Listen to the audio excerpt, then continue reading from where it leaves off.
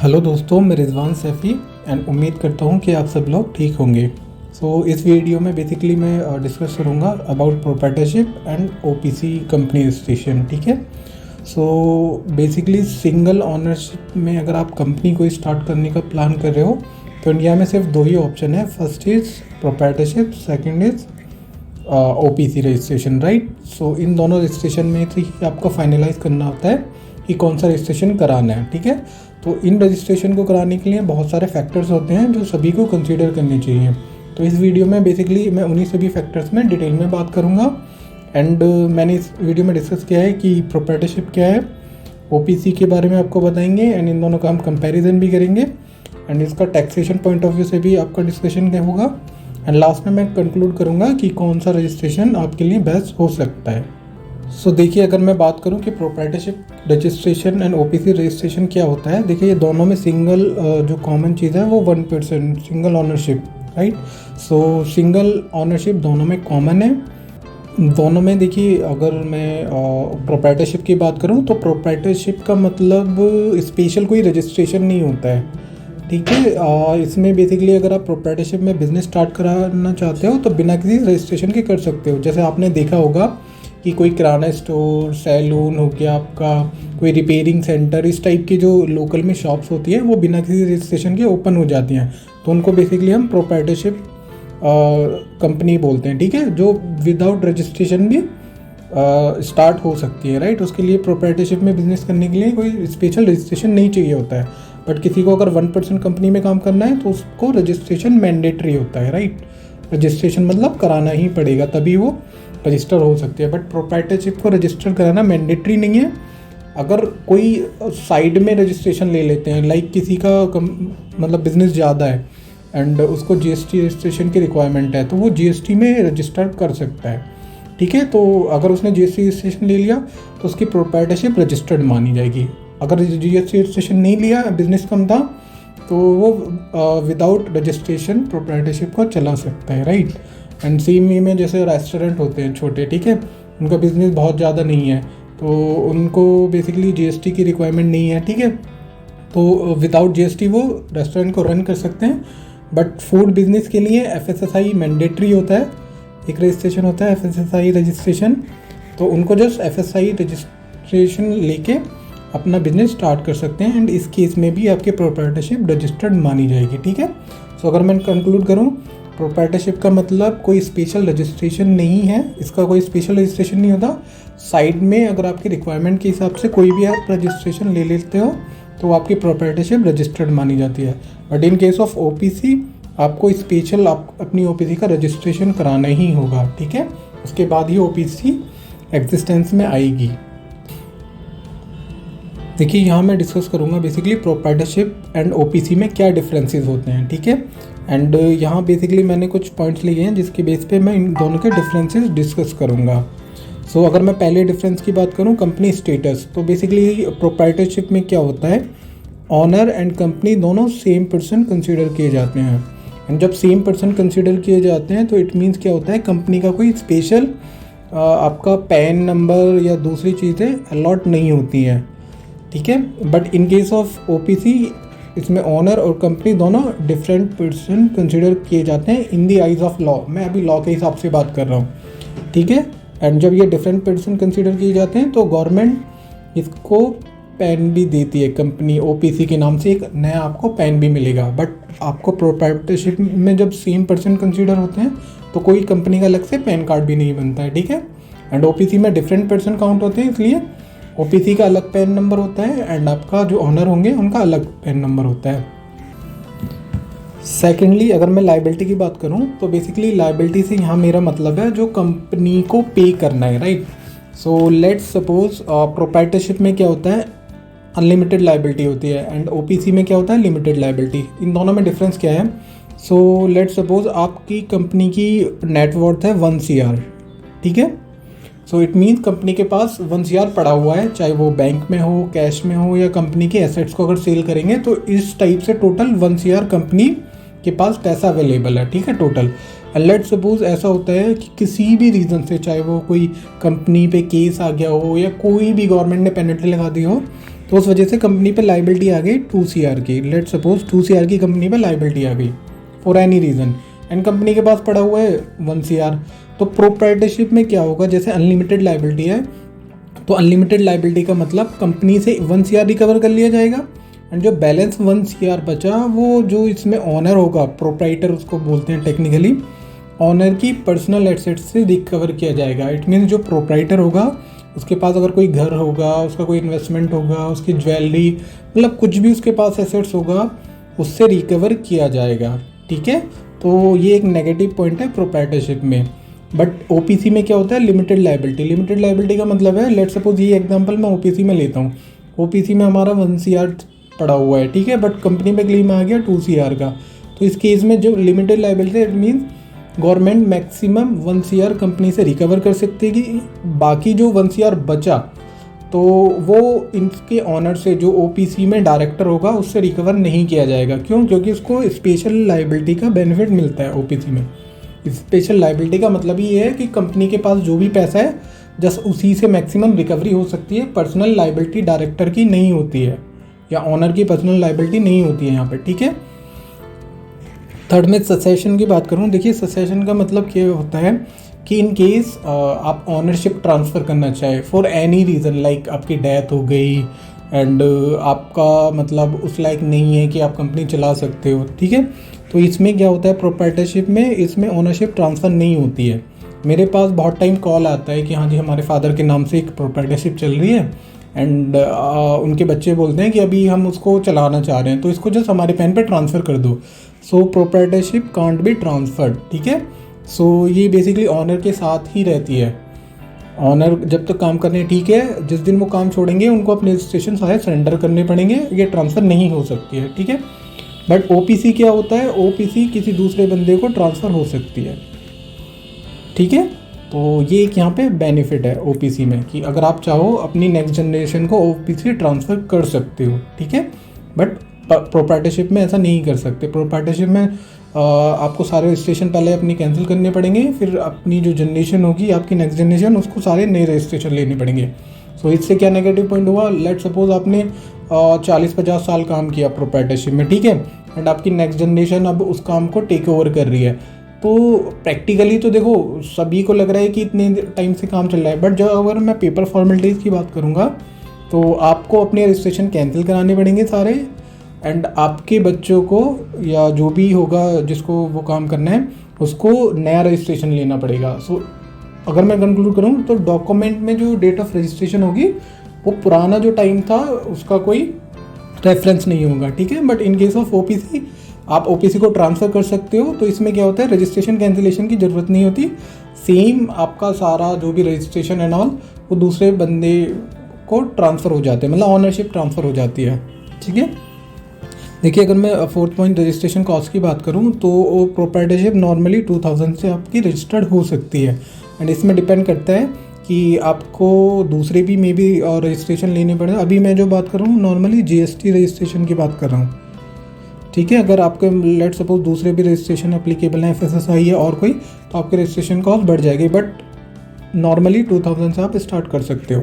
But in case of OPC आपका registration के charges थोड़ा ज़्यादा आते हैं, जो कि 8-10 हज़ार रुपये हो सकता है, राइट। सो यहाँ पे क्या है बेसिकली रजिस्ट्रेशन चार्जेस थोड़ा हाई है ओपीसी के केस में। ठीक है, एंड मैं देखो कंप्लाइंस की बात करूँ नेक्स्ट पॉइंट, तो after registration compliance on an average आप मानिए कि प्रोप्राइटरशिप में 2000 पर मंथ आप कंसीडर कर सकते हो, but in case of OPC आप मान के चलिए 3500 to 5000 आप मंथली कॉस्ट मानिए कि आपकी कंप्लाइंस कॉस्ट आ सकती है। तो इट मीन्स यहाँ पे क्या है कि प्रोप्राइटरशिप में रजिस्ट्रेशन की कॉस्ट भी कम है, एंड रजिस्ट्रेशन के बाद के कंप्लाइंस की जो मंथली कॉस्ट है वो भी कम है। बट ओपीसी में क्या है, रजिस्ट्रेशन की कॉस्ट भी थोड़ा ज़्यादा है, रजिस्ट्रेशन के बाद जो कंप्लाइंस होंगे उसकी कॉस्ट थोड़ी ज़्यादा है। वो क्यों ज़्यादा है वो आगे मैं बताऊँगा। ठीक है, 6 पॉइंट अगर मैं कन्वर्जन की बात करूँ तो बेसिकली देखिए पहले ओपीसी में क्या होता था, ये रूल था कि अप टू 2 CR अगर आप बिज़नेस करते हो तो ठीक है, उससे ऊपर बिज़नेस करेंगे तो ओपीसी से आपको कंपनी कन्वर्ट करनी पड़ेगी नॉर्मल प्राइवेट लिमिटेड कंपनी में, जिसमें at least 2 director and 2 share holder होंगे। ठीक है, बट ओपीसी क्या है, सिंगल ओनरशिप है, तो इसमें कंपलसरी कन्वर्जन का कॉन्सेप्ट था इन केस आपका टर्नओवर 2 CR क्रॉस करता है। बट अभी क्या है, वो लिमिट हटा दिया, नो नीड ऑफ कन्वर्जन, अभी गवर्नमेंट ने वो लिमिट हटा दिया।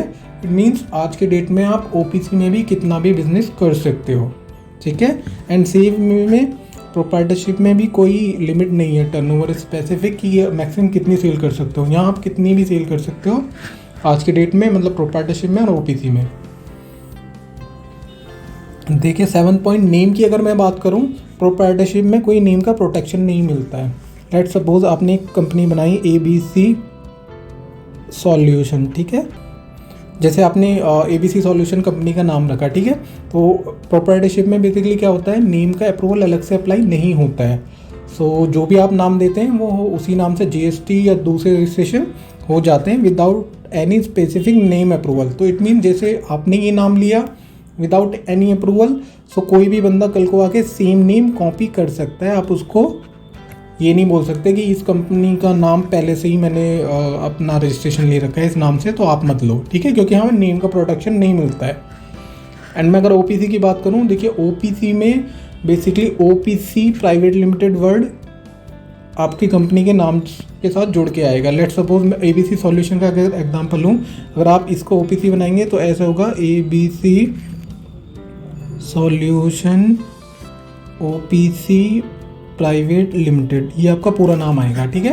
तो it means OPC private limited is the part of your company name.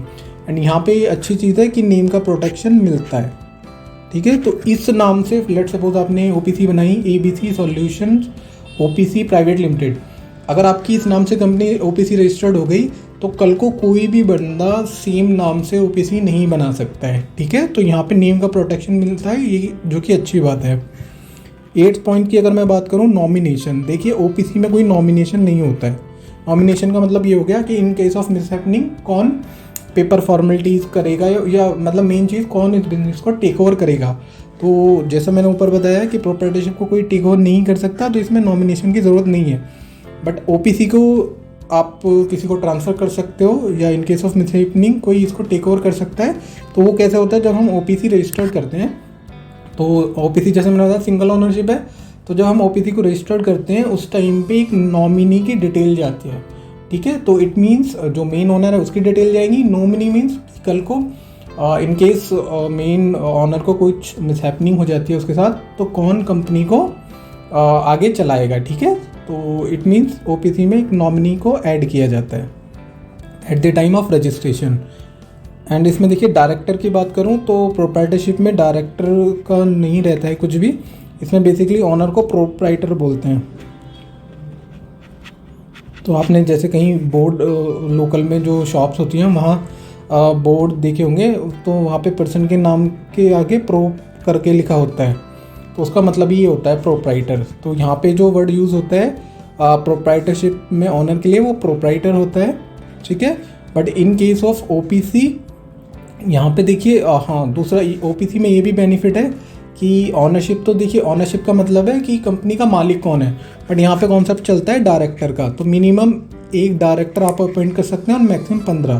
तो मतलब मैं अगर इसको डिटेल में बात करूँ तो देखिए आपने एक OPC बनाई, ठीक है। एंड OPC में क्या है, आप चाहें तो कंपनी के डिसीज़न मेकिंग के लिए कम से कम 1 या मैक्सिमम 15 डायरेक्टर अपॉइंट कर सकते हैं, और इनकी बेसिकली ऑफिशियल पोजीशन रहती है एज ए डायरेक्टर, ठीक है। तो आप क्या कर सकते हैं, आप कंपनी के ऑनर बन सकते हैं, बट लेट सपोज आपको कंपनी के डिसीजन मेकिंग के लिए और कोई बंदा अपॉइंट करना है तो एज ए डायरेक्टर आप अपॉइंट कर सकते हैं, ठीक है। बट एज लेट सपोज आप किसी को एज ए मैनेजर अपॉइंट करना चाह रहे हैं तो वैसे भी कर सकते हो, बट डायरेक्टर ऑफिशियल पोजीशन होती है जिसकी मतलब online detail and formalities extra होती है। मतलब director is the ultimate responsible for the affairs of the OPC, ठीक है। But in case of proprietorship कोई डेजिग्नेशन नहीं होती है, specially proprietor is ultimately responsible for the affairs of the company, ठीक है।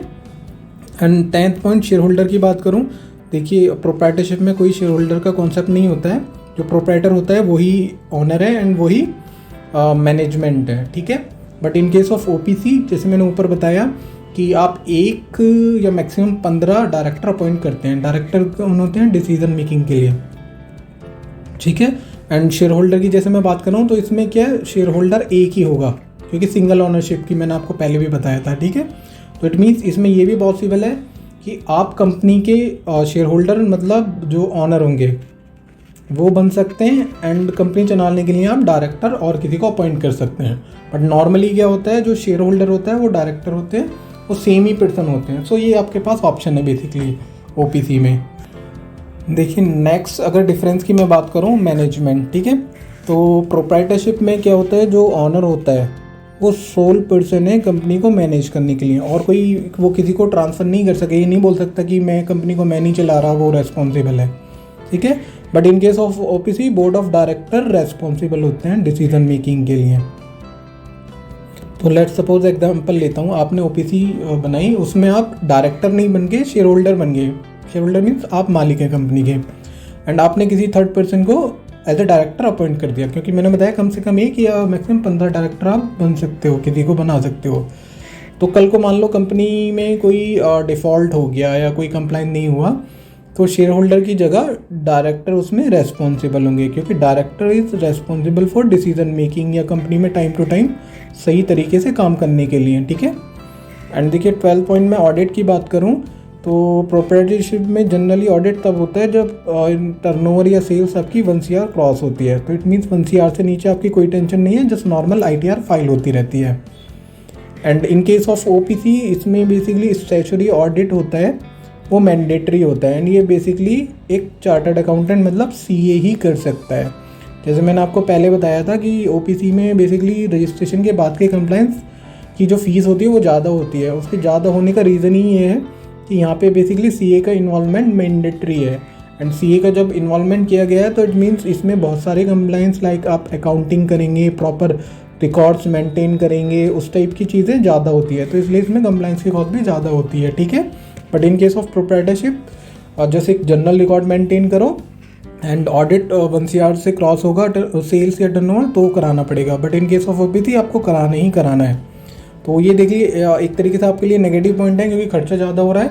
बट आप दूसरे एंगल से देखो तो जब CA आपके बुक्स ऑफ अकाउंट में मतलब डायरेक्टली इन्वॉल्व है ऑडिट के लिए, तो इट मीन्स आपका जो अकाउंटिंग या रिकॉर्ड कीपिंग एंड उस टाइप से वो अपनी ओपिनियन देगा, अगर कोई कमी होगी तो उसको सही करेगा। तो इससे क्या है, ट्रस्ट बनता है आपकी कंपनी पे लोगों का कि हाँ जी ये सारा कुछ एक लेवल तक मैनेज कर रहा होगा। देखिए अगर ट्रांसपेरेंसी की बात करूँ नेक्स्ट पॉइंट, तो बेसिकली प्रोप्राइटरशिप का ऑनलाइन अवेलेबिलिटी कम होती है, ठीक है।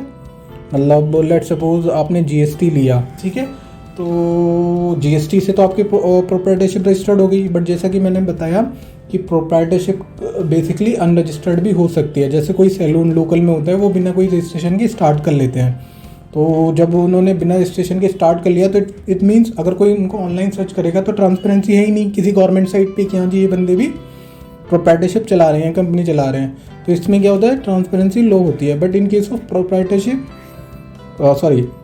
But in case of OPC transparency high होती है। हाई क्यों होती है, इनका एक साइट होती है MCA मतलब मिनिस्ट्री ऑफ कॉर्पोरेट अफेयर्स। यहाँ पे जो भी कंपनी है उसका पूरा डिटेल मिलेगा, लाइक कंपनी का नेम क्या है, कंपनी का एड्रेस क्या है, कंपनी की और डेट ऑफ इनकॉर्पोरेशन, कंपनी का अपना जो डायरेक्टर होंगे उनकी डिटेल एंड ऑल। तो बेसिकली जब ये सारा डेटा गवर्नमेंट की साइट पे किसी भी कंपनी का आप चेक कर सकते हो, तो इससे क्या है, ट्रांसपेरेंसी बढ़ती है, एंड ट्रांसपेरेंसी बढ़ती है तो लोगों का ट्रस्ट भी बढ़ता है, ठीक है।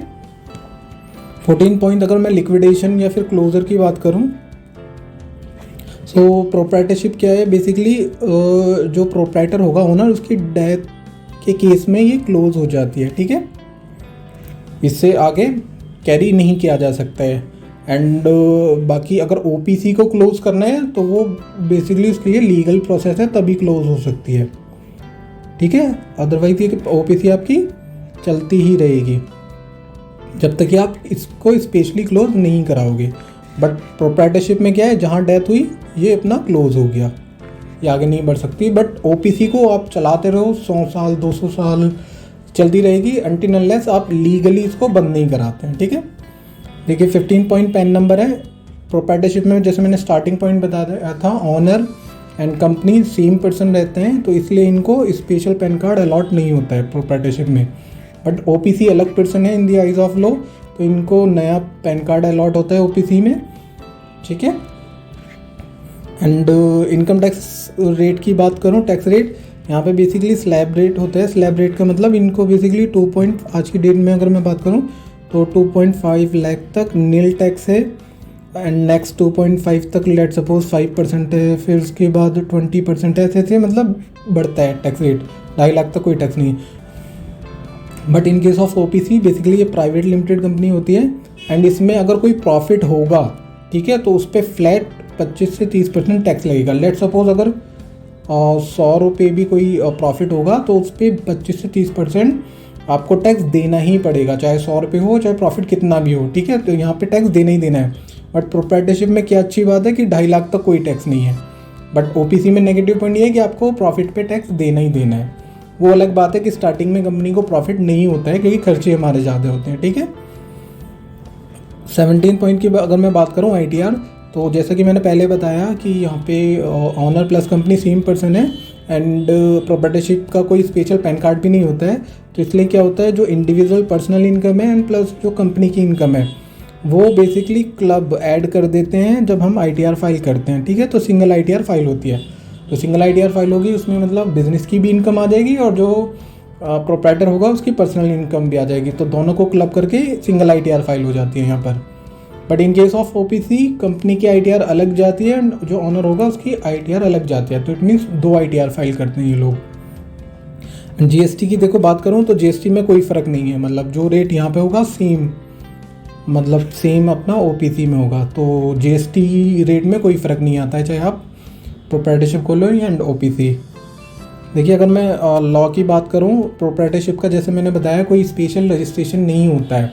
आप इवन विदाउट रजिस्ट्रेशन भी अपना बिजनेस करते हो तो वो प्रोप्राइटरशिप में ही कंसीडर किया जाता है इन केस सिंगल ओनरशिप है। तो सेम वे में जब स्पेशल कोई रजिस्ट्रेशन नहीं है तो कोई स्पेशल लॉ भी एप्लीकेबल नहीं होता है।